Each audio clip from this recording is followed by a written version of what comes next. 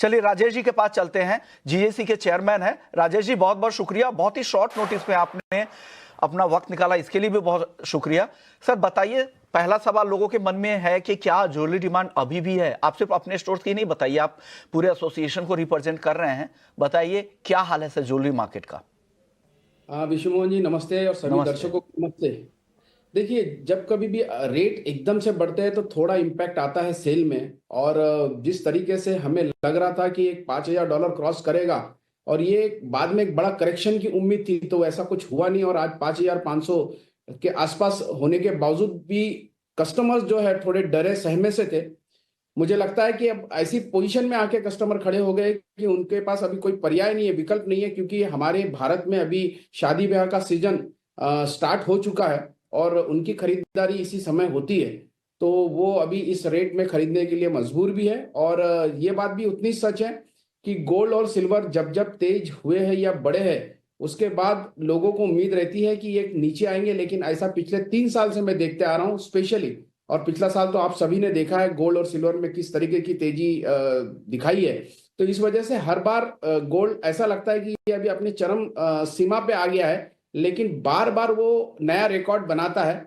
और अब हमारे भारतीय कंज्यूमर को भी एक्सेप्ट हो चुका है कि गोल्ड जितना जल्दी हम खरीदारी करेंगे उतना हम अपना ही पैसा बचाएंगे, क्योंकि हमें दोहरी मार पड़ रही है। एक तो इंटरनेशनल मार्केट में गोल्ड के रेट तो बढ़ ही रहे, लेकिन हमारा जो रुपया है वो भी थोड़ा सा कमजोर होते जा रहा है। तो ये दोनों मार एक साथ पड़ने की वजह से इंडिया में भारत में एकदम से ज्यादा इम्पैक्ट है इसका।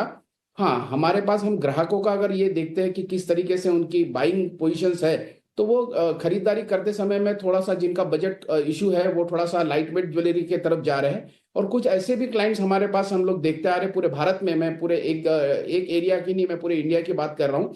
तो कुछ कस्टमर ऐसे भी है कि जो ये सोच रहे हैं कि चलो इसी बहाने हमारा इन्वेस्टमेंट हो जाएगा। तो नए क्लाइंटल भी इस मार्केट की तरफ थोड़ा सा अटैच हो चुके हैं। तो ये एक डिफर चेंज हम लोग देख रहे हैं। ओके, तो एक बड़ा चेंज यहाँ पर मार्केट में दिख रहा है कि लाइट वेट ज्वेलरी की तरफ से यहाँ पर डिमांड हो रही है। गोल्ड को लेकर एक बात ये भी कहा जा रहा है राजेश जी कि पहले जो फीमेल ज्यादा गोल्ड के प्रति उनका आकर्षण ज्यादा रहता था, इस बार मेल डोमिनेट कर रहे हैं। उनको लग रहा है कि ज्यादातर पैसा गोल्ड में रहे, वो ज्यादा सेफ रहेंगे।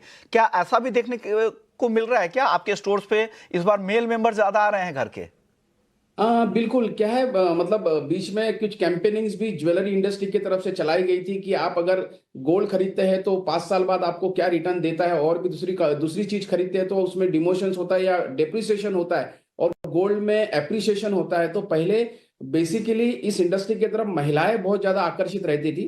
तो अभी धीरे धीरे मेल मतलब जेंट्स पुरुष भी लोग काफी अट्रैक्ट होना शुरू हो चुके हैं। स्पेशली एक और चीज ऐड हुई है कि जेंजीज नॉर्मली वाइट गुड्स के लिए बहुत ज्यादा अट्रैक्ट रहते थे, तो अभी वो एक जेंजी भी अभी धीरे धीरे ज्वेलरी इंडस्ट्री की तरफ अट्रैक्ट हो रही है, क्योंकि अभी फैशन ज्वेलरी के साथ साथ जो सिल्वर की जो ज्वेलरी है, जिसे हम लोग 92% की जो प्योरिटी वाला सिल्वर जो रहती है, जो बेसिकली लोग स्टर्लिंग करके भी जानते हैं, तो वो ज्वेलरी आजकल जेंजीज में काफी ज्यादा लोकप्रिय हो गई है। और वो एक स्टेटस सिंबल भी होते जा रहा है, एक फैशन सिंबल भी होते जा रहा है। इस वजह से जेंजीज का बहुत ज्यादा झुकाव अभी ज्वेलरी इंडस्ट्री की तरफ बढ़ गया है।